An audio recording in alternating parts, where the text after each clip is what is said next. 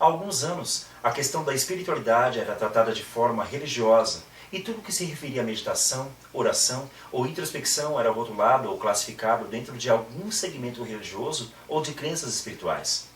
Até as questões da bioenergética, como chakras e a energia do campo áurico humano, estavam vinculadas à cultura religiosa dos povos.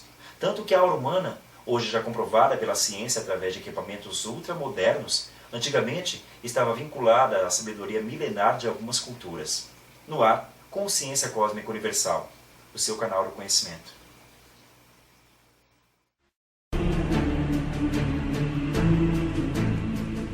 Consciência Cósmica Universal, o seu canal do conhecimento.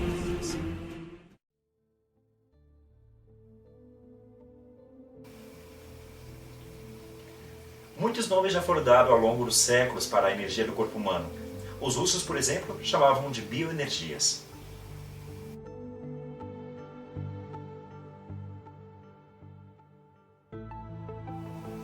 Os hindus, de prana.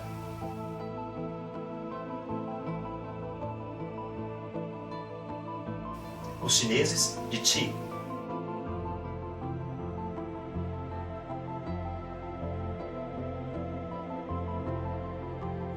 Os egípcios, de Ka.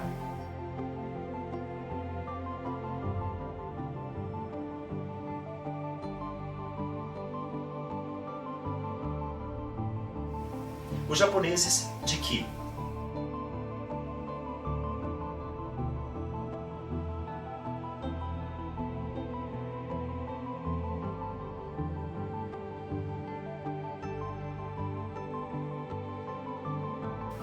Os gregos, de pneuma.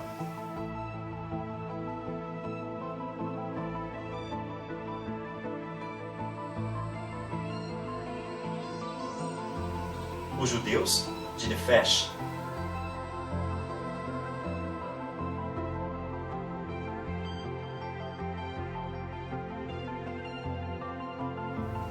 Os kahunas da Polinésia, de maná.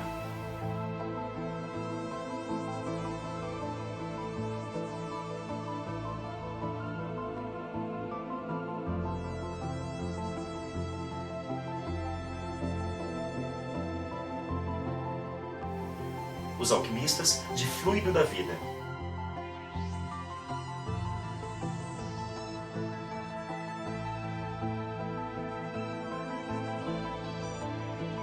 E os cristãos, por sua vez, de luz ou Espírito Santo.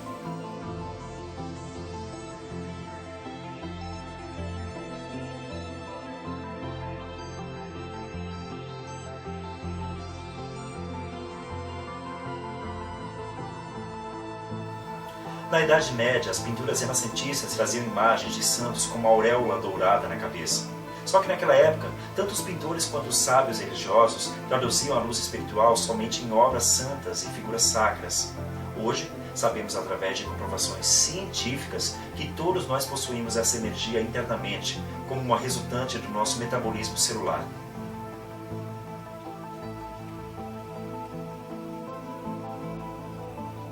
Talvez em toda a história da humanidade nunca houve tanta liberdade para poder optar entre questões espirituais e religiosas. Há muita informação disponibilizada na internet e nas livrarias, tanto que a ciência e a espiritualidade vêm convergindo para o mesmo ponto, a descoberta de muitos segredos, dos mistérios filosóficos e a união da ciência e da espiritualidade com o objetivo de tornar o ser humano integral em corpo, emoção, mente e espírito.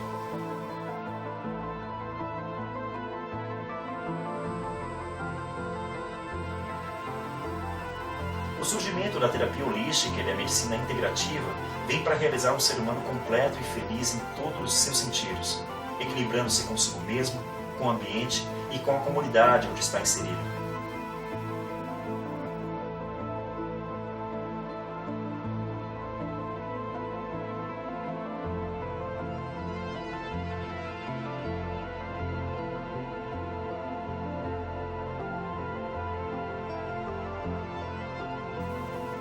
As investigações acerca da ciência espirituais têm nos mostrado que os povos mais antigos, mesmo sem esclarecimentos tecnológicos que temos hoje, já haviam mapeado todo o sistema de anatomia sutil do corpo humano. Na Índia, por exemplo, a medicina ayurvédica já trabalhava com a anatomia sutil há mais de 9.000 anos. A medicina tibetana já conhece esse sistema há milhares de anos. O Oriente é muito rico e sábio cientificamente, desvendando há muito tempo e com a simplicidade de Deus questões que, para nós, ocidentais, são até hoje um grande mistério. Algumas pessoas questionam por que o Oriente está tão à frente do Ocidente nessas questões. Diríamos que a diferença que existe entre o Oriente e o Ocidente é a mesma diferença que existe entre o coração, que vamos chamar de Oriente, e o cérebro, que vamos chamar de Ocidente. O coração e o cérebro vivem como duas polaridades opostas, como crianças antagonistas e sutis que preferem brigar a encontrar uma forma de sintonia e entendimento.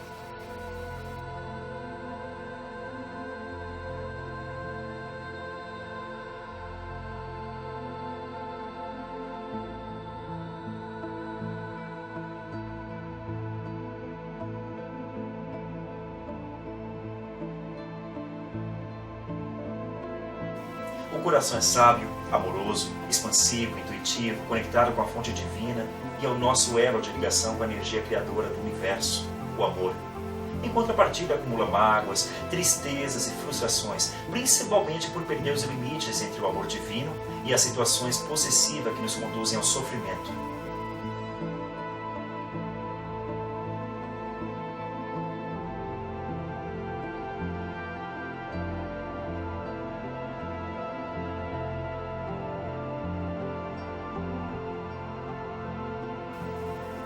Comparamos o coração ao Ocidente porque, historicamente, os povos orientais demonstraram um grande desequilíbrio entre o amor divino, a adoração religiosa e o radicalismo, que leva à fé cega, como, por exemplo, os atentados no Oriente Médio, onde milhares de pessoas já foram dizimadas em nome de Alá para o coração prevalecer o espiritual.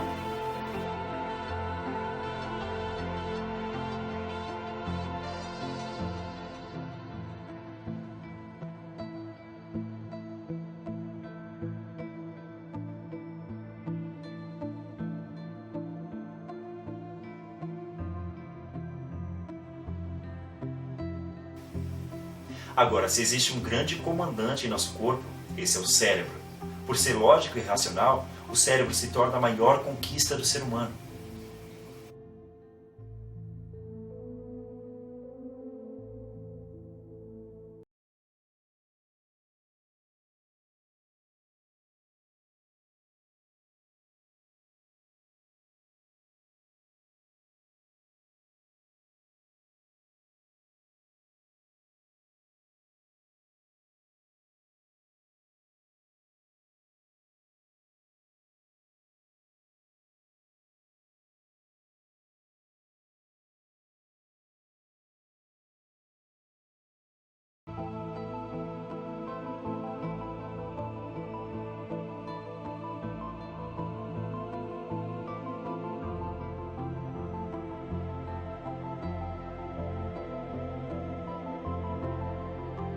Em contrapartida, é através do cérebro que são processados nossos pensamentos, o combustível de toda a realidade material. O passo anterior a tudo que se materializa é o processamento da mente de alguém. A própria materialização do universo e do planeta Terra é fruto da mente de alguém superior, de um ser superior. A mente lógica e racional torna-se indispensável ao ser humano, mas, quando em desequilíbrio, provoca um distanciamento do coração e do espírito. Comparamos então a mente ao Oriente porque o limite de utilização dos recursos naturais e destruição da natureza foram ultrapassados há muito tempo, estabelecendo-se assim uma sociedade orientada para o consumo desenfreado, para a crença na matéria, esquecendo-se completamente do espírito.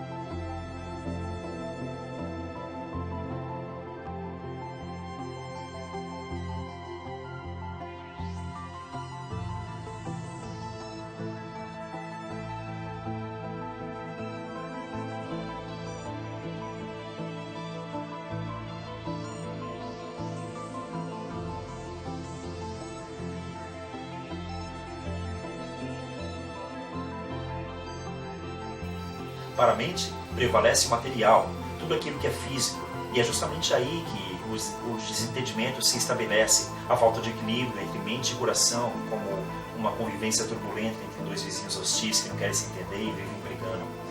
Nossa mente consciente vive na terceira dimensão e nos dá a noção contábil de dados e fatos da realidade. O coração, já pelo contrário, vive numa dimensão espiritual, onde o real não pode ser tocado. Mas exatamente o que é a realidade? É somente o que pode ser visto e tocado? O vento, por exemplo. O vento é real, todo mundo sabe, mas não pode ser visto e muito menos tocado. Porém, em desequilíbrio, pode destruir cidades inteiras, causando muita desgraça. Nossa mente e nosso coração desequilibrados criam a destruição e o caos. A mente é o que chamamos de Yin, o coração é o Yang. E essa separação e esse desequilíbrio se deram quando a humanidade como um todo, por força de situações kármicas e equivocadas, decidiu que a energia masculina governasse o mundo, como ele é hoje. Mas eu concordo, porém, que a energia feminina deva prevalecer, mas é necessário que aconteça o que chamamos de equilíbrio entre as duas polaridades. Não podemos defender somente o coração ou a mente, mas equilibrá-lo como um todo. O desrespeito para com o papel da energia Yin, há milhares de anos, fez com que acontecesse uma aproximação com a racionalidade científica e o distanciamento.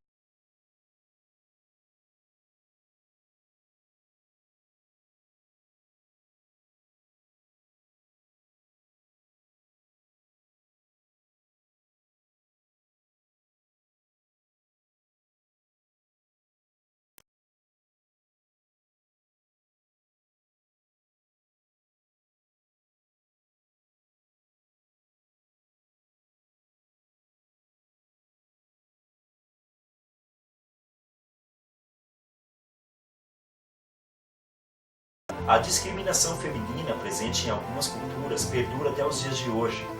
Isso também poderia ter acontecido com a energia masculina, o que seria tão prejudicial quanto os tempos atuais. Não estou defendendo o feminismo, longe disso.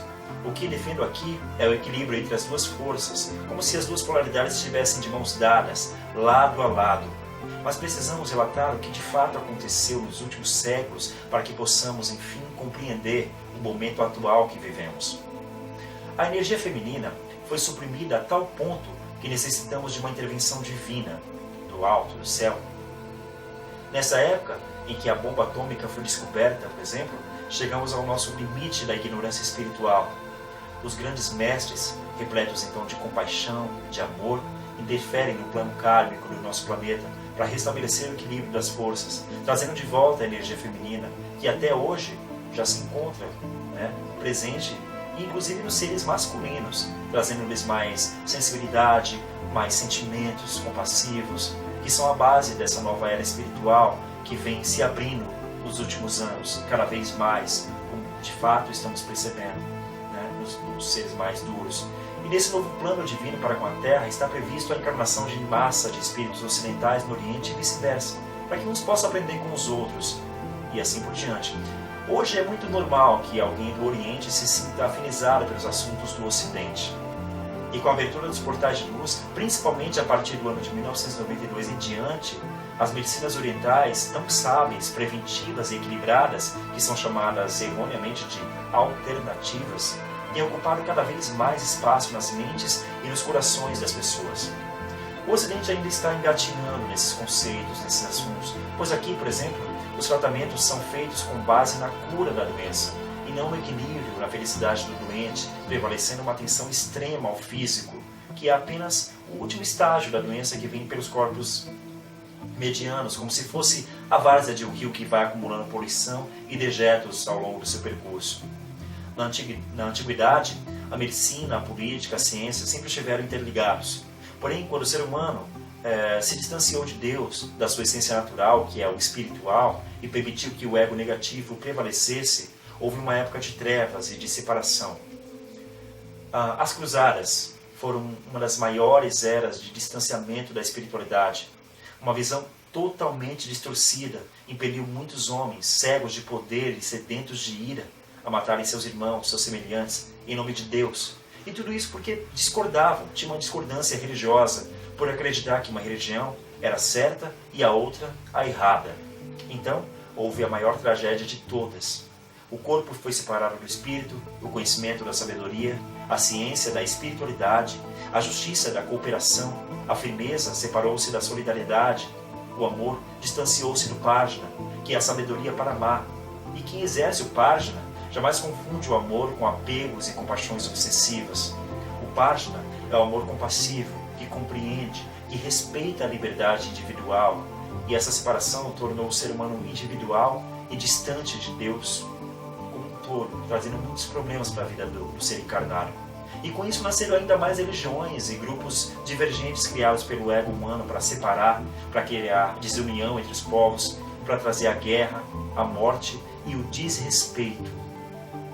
Não há necessidade de intermediários entre nós e o todo, o Deus, o grande espírito, como queira chamar.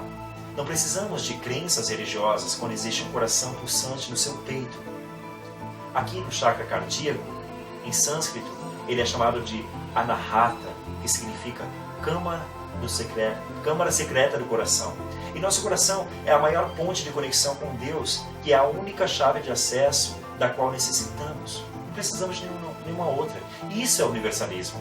É quando cada ser humano se vê como único espiritualmente e se reconhece com o direito e a liberdade de criar sua própria forma de conectar-se com a fonte maior, com a fonte criadora, através de seus sentidos, com a visão contemplando a natureza de Deus, seja pela beleza de uma flor ou de uma tempestade, com a audição, escutando o barulho do vento, de uma cachoeira, da chuva, com o paladar, sentindo a leveza das águas, com o olfato, sentindo o cheiro da primavera, do orvalho, do carvalho, e com o tato, sentindo o calor do sol.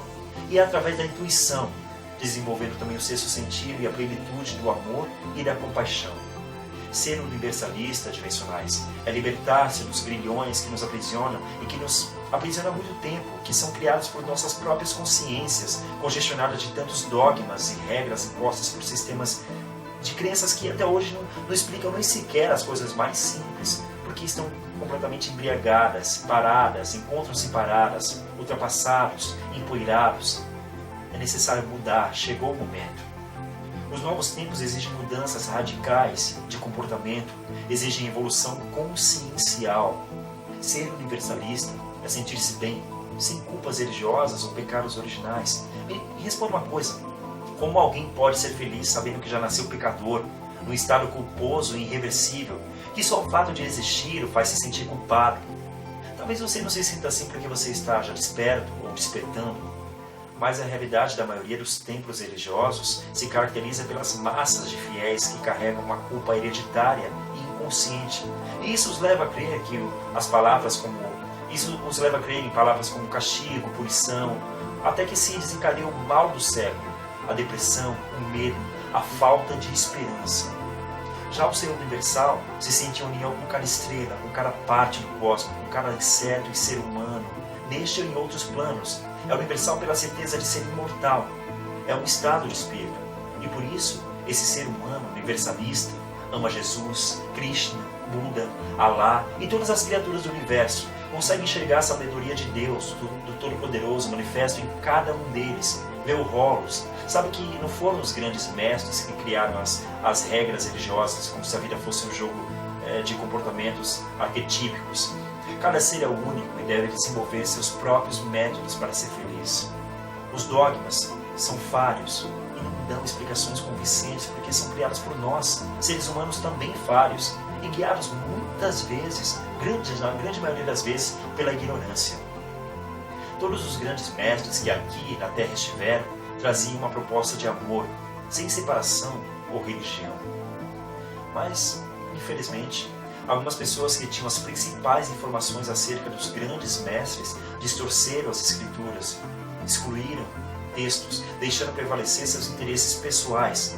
Tanto que até hoje, com tantas comprovações que poderiam modificar a vida humana para melhor, para sempre, que nem os ETs, sempre se dá um jeito de abafar, de esconder os fatos por meio da queda de estruturas milenares que são sustentadas por mentiras e mais mentiras. Mas as máscaras estão caindo e as estruturas se abalando, e não vai demorar muito, pela própria vontade dos mestres, dos seres humanos, dos extraterrestres, a verdade prevalecerá. Então, os que despertarem para o universalismo darão um salto quântico, transformando a Terra em um ambiente de luz e amorosidade, eliminando para sempre sentimentos negativos, cultivando a sabedoria, o diálogo, estendendo a mão aos irmãos e cooperando para o desenvolvimento espiritual através da compaixão, concluindo o projeto Terra. O ser humano universalista sempre entende o ser irmão que ainda não despertou, com a perspectiva de um avô que observa seu neto. Hoje, o avô sabe que é maduro e experiente, mas nunca se esquece que um dia ele foi criança, né? E por isso não exige que o neto entenda ou sinta o que é tornar-se um avô. O ser humano universal compreende que a criança precisa experienciar e viver as transformações. Cada ser tem um tempo para se transformar, para despertar. Ajudar o irmão sendo compassivo, compreensivo, dar dicas e muito amor é muito diferente de interferir no seu livre-arbítrio ou forçá-lo a mudar. Isso é fanatismo, nada saudável e gera karma negativo, por interferir no processo evolutivo alheio, além de interromper também uma fase importante de autodescoberta, do autoconhecimento do outro. O karma é muitas vezes confundido com o mal ou acerto de contas de vidas passadas. Esse é um conceito ocidental e completamente errôneo. Karma nada mais é do que o resultado decorrente de uma ação. Qualquer ação gera um resultado kármico que pode ser positivo ou negativo, dependendo dos seus atos. Ser universalista é, antes de tudo, respeitar o processo evolutivo e os momentos de cada um, eliminando a ignorância para que a sabedoria aflore. Transição planetária. O momento chegou.